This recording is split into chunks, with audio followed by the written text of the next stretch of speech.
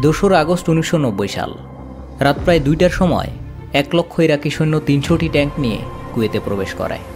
প্রায় 1 ঘন্টার মধ্যেই ইরাকি সেনাবাহিনী কুয়েত শহরে পৌঁছে যায়। আর দুপুরের মধ্যেই ইরাকি ট্যাঙ্ক কুয়েতের রাজপ্রাসাদ দসমান প্যালেস ঘিরে ফেলে। এদিকে কুয়েতে 16,000 সেনাবাহিনীর পক্ষে ইরাকি বাহিনীকে মোকাবেলা করা অসম্ভব ছিল, তাই সীমান্তে তেমন কোনো বাধার মুখেই পড়তে হয়নি ইরাকি বাহিনীকে। আর এই আক্রমণের মূল নেতৃত্বে ছিলেন ইরাকি প্রেসিডেন্ট সাদ্দাম হোসেন। তবে তারা যখন কুয়েতের রাজধানীতে পৌঁছায় তখন সামান্য বাধা দেওয়ার চেষ্টা করেছিল কুয়েতের বাহিনী, কিন্তু অল্প সময়ের মধ্যেই তাদের কবজা করে ফেলে ইরাকি বাহিনী। আর কুয়েতের আমির ততক্ষণে সৌদি আরবে পালিয়ে যায় এবং প্রাসাদে রেখে যায় সৎভাই শেখ ফাহাদ আল আহমেদ আল সাওয়াকে। ইরাকি সেনারা তাকে দেখা মাত্রই গুলি করে হত্যা করে। এখন প্রশ্ন হলো, কেন সাদ্দাম হোসেন কুয়েতে হামলা চালালো? এটা ভালো মতো বুঝতে হলে ফিরে যেতে হবে 1980 সালে শুরু হওয়া ইরাক ইরান যুদ্ধে। তবে এই যুদ্ধে কেউ জিততে পারেনি, বরং উভয় দেশই অর্থনৈতিক দিক দিয়ে ক্ষতিগ্রস্ত হয় এবং এ যুদ্ধে অগণিত মানুষ মৃত্যুবরণ করে। মূলত ইরাক ইরান যুদ্ধের প্রথম 2 বছর কুয়েত কোনো দেশকেই সমর্থন করেনি। তবে ইরানের শিয়া মুসলিম দ্বারা যে ইসলাম বিপ্লব সংগঠিত হয়েছিল তার প্রভাব সুন্নি মুসলিম রাষ্ট্র কুয়েতের উপরেও আসতে পারে, এই আশঙ্কায় কুয়েত ইরাকের পক্ষে অবস্থান করে। প্রায় 8 বছর ধরে চলা এই যুদ্ধে কুয়েত ইরাককে বিনা সুদে প্রায় 14 বিলিয়ন মার্কিন ডলার ঋণ সহায়তা দেয়। কিন্তু দীর্ঘদিন ধরে চলা যুদ্ধের পর সাধারণভাবেই ইরাকের অর্থনৈতিক অবস্থা ভেঙে পড়ে। এর পাশাপাশি কুয়েত তাদের টাকা ফেরত চাইতে থাকে। তখন সাদ্দাম হোসেন চাইছিলেন কুয়েত যেন এই ঋণ মওকুফ করে, কিন্তু কুয়েত তাতে অস্বীকৃতি জানায়। আর এই ঋণ শোধ এবং নিজেদের অর্থনৈতিক অবস্থাকে সচল রাখার জন্য ইরাক বিশ্ববাজারে তেলের দাম বাড়িয়ে দেওয়ার সিদ্ধান্ত নেয়। এজন্য তারা কুয়েতকে বাজারে তেলের সরবরাহ কমিয়ে দেওয়ার অনুরোধ করে, কিন্তু কুয়েতে অনুরোধ উপেক্ষা করে তেল উত্তোলন বাড়িয়ে দেয়। ফলে সরবরাহ বেশি থাকায় দাম বৃদ্ধি পাওয়ার পরিবর্তে বিশ্ববাজারে তেলের দাম আরও কমে যায়। এতে করে ইরাকি প্রেসিডেন্ট সাদ্দাম হোসেন ভীষণ রকম ক্ষুব্ধ হয়। তাছাড়া ইরাক এবং কুয়েতের মধ্যে বহু বছর ধরে সীমান্ত নিয়ে বিরোধ চলছিল। আর এসবের সমন্বয়ে 2 আগস্ট 1990 সালে সাদ্দাম হোসেন কুয়েতে হামলা চালায়, যেটি ইতিহাসে প্রথম উপসাগরীয় যুদ্ধ, গালফ ওয়ার বা ইরাক কুয়েত যুদ্ধ নামে পরিচিত। তৎকালীন সময়ে কুয়েতের মোট জনসংখ্যা ছিল মাত্র 21 লাখ। ইরাক হামলার পর বেশিরভাগ বিদেশি সাথে সাথেই কুয়েত ছেড়ে চলে যায়। আর কুয়েতের নাগরিকদের মধ্যে প্রায় 2/3 পার্শ্ববর্তী দেশগুলোতে পালিয়ে যায় এবং যারা কুয়েতে থেকে যায় তারা নানাভাবে ইরাকিদের বিরুদ্ধে প্রতিরোধ গড়ে তোলার চেষ্টা করতে থাকে। এদিকে কুয়েতের আক্রমণ ও দখলের পর ইরাকের বিরুদ্ধে বিশ্বব্যাপী তীব্র প্রতিক্রিয়া দেখা দেয়। বিশেষত পশ্চিমা ও আরব রাষ্ট্রগুলো নিজ স্বার্থে ইরাকি সম্প্রসারণের তীব্র বিরোধিতা করে। সাদ্দাম হোসেন যখন ক্রমাগত যুদ্ধ চালিয়ে যেতে থাকে তখন 1990 সালের 29 নভেম্বর জাতিসংঘের নিরাপত্তা পরিষদে রেজুলেশন 678 পাস হয়। এতে বলা হয় ইরাককে 1991 সালের 15 জানুয়ারির মধ্যে কুয়েত থেকে সকল সৈন্য অপসারণ করতে হবে এবং তা না হলে জাতিসংঘ ইরাকের বিরুদ্ধে সামরিক অভিযান চালাতে বাধ্য হবে।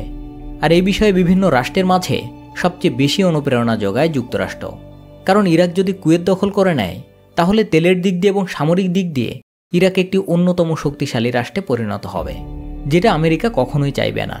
বরং কুয়েত যদি স্বাধীন থাকে তাহলে কুয়েতের বিপুল তেলের সরবরাহ তাদের জন্য উন্মুক্ত থাকবে।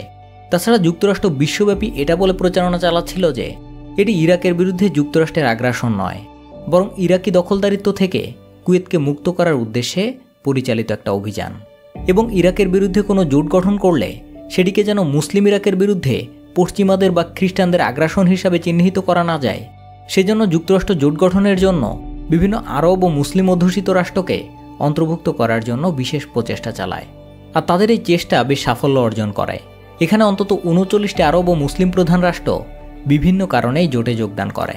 এমনকি বাংলাদেশও এই জোটে যোগদান করেছিল। এরপরও সাদ্দাম হোসেন যুদ্ধ চালিয়ে যেতে থাকলে 1991 সালের 17 জানুয়ারি মার্কিন নেতৃত্বাধীন জোটটির 39টি দেশ একত্রে ইরাকের উপর হামলা চালায়, যেটি ইতিহাসে অপারেশন ডেজার্ট স্টর্ম নামে পরিচিত। প্রায় 6 সপ্তাহ ধরে লাগাতার বিমান হামলায় ইরাক 27 ফেব্রুয়ারি আত্মসমর্পণ করে এবং এর একদিন পর অর্থাৎ 28 ফেব্রুয়ারি আমেরিকার প্রেসিডেন্ট জর্জ বুশ যুদ্ধ বন্ধ এবং একই সাথে কুয়েতের স্বাধীনতা ঘোষণা করে। আর এখানেই প্রথম উপসাগরীয় যুদ্ধের অবসান ঘটে। তবে এই যুদ্ধের পর সাদ্দাম হোসেন ধীরে ধীরে পুনরায় সেনাবাহিনীকে পুনর্গঠন করতে থাকে। আর ইরাকের এই উত্থানে শঙ্কিত হয়ে পশ্চিমা দেশগুলোর যোগসাজশে জাতিসংঘ তাদের উপর অর্থনৈতিক অবরোধ আরোপ করে তাছাড়া 2001 সালের 11 সেপ্টেম্বর টুইন টাওয়ারে ভয়াবহ বিমান হামলার পর মার্কিন প্রেসিডেন্ট জর্জ বুশ বিশ্বব্যাপী সন্ত্রাস বিরোধী অভিযানের ঘোষণা দেয় এবং ইরাককে সন্ত্রাসের মদতদাতা হিসাবে অভিযুক্ত করে। তাছাড়া যুক্তরাষ্ট্র ইরাককে আল কায়দা সহ বিভিন্ন সন্ত্রাসী গোষ্ঠীকে অর্থায়ন ও অস্ত্র সরবরাহকারী হিসাবে অভিযুক্ত করে এবং একই সাথে তাদের কাছে গণবিধ্বংসী অস্ত্র রয়েছে এরকম একটা অজুহাত দাঁড় করায়, যদিও সেই অস্ত্রের সন্ধান কখনোই পাওয়া যায়নি। ইরাকে সামরিক অভিযান শুরু হয় 2003 সালের 19 মার্চ। রাজধানী বাগদাদে তীব্র বিমান হামলার মধ্য দিয়ে এই আক্রমণ শুরু হয়। এর কিছুদিন পর সাদ্দাম হোসেন ও তার পরিবার আনবার প্রদেশের উদ্দেশ্যে রাজধানী ছেড়ে চলে যান। মূলত আনবার প্রদেশে যাওয়ার কারণ হল এই অঞ্চলটিকে সুন্নিদের শক্ত ঘাঁটি হিসাবে ধরা হয়। ইরাকে আরব জনগোষ্ঠীরও প্রধান ঘাঁটি এই প্রদেশ, এ কারণে এই অঞ্চল তার জন্য নিরাপদ ছিল। তবে যুক্তরাষ্ট্র চাচ্ছিল সাদ্দাম হোসেনকে সারা জীবনের জন্য নিশ্চিহ্ন করতে, কারণ সে বেঁচে থাকলে পুনরায় শক্তি সঞ্চয় করে পৃথিবীর বুকে তার অবস্থান জানান দেওয়ার চেষ্টা করবে। কাজেই সাদ্দাম হোসেনকে ধরার জন্য অপারেশন রেড ডন পরিচালনা করা হয়।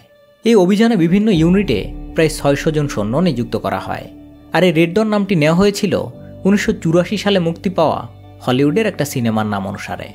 সর্বশেষ 2003 সালের 13 ডিসেম্বর স্থানীয় সময় রাত 8:30টায় তিকরিতের 15 কিলোমিটার দক্ষিণে আদোয়ারের এক ভূগর্ভস্থ থেকে আটক করা হয় সাদ্দাম হোসেনকে এবং 2005 সালে মানবতা বিরোধী কর্মকাণ্ডের অভিযোগে তার বিরুদ্ধে বিচার কার্য শুরু হয়। আর এই বিচারে তাকে ফাঁসিতে ঝুলিয়ে মৃত্যুদণ্ডের রায় দেওয়া হয়। এরপর 2006 সালের 30 ডিসেম্বর পবিত্র ঈদুল আজহার দিন সাদ্দাম হোসেনের ফাঁসি কার্যকর করা হয়। মূলত তার মৃত্যুদণ্ড দ্রুত কার্যকর হওয়ার পেছনে যে কারণ ছিল তা হলো কেউ যাতে আদালতের সিদ্ধান্তকে চ্যালেঞ্জ না করতে পারে। তাছাড়া কিছু উপসাগরীয় দেশ থেকে তাকে বাঁচানোর জন্য চেষ্টা চালাচ্ছিল। আর এসব কারণেই দ্রুত মৃত্যুদণ্ড কার্যকর করা হয়। তো এই ছিল আজকের ভিডিও। আপনি যদি এখানে নতুন হয়ে থাকেন তাহলে ফলো অথবা সাবস্ক্রাইব করতে পারেন এবং মুয়াম্মার গাদ্দাফি সম্পর্কে জানতে এই ভিডিওটি দেখতে পারেন। ধন্যবাদ।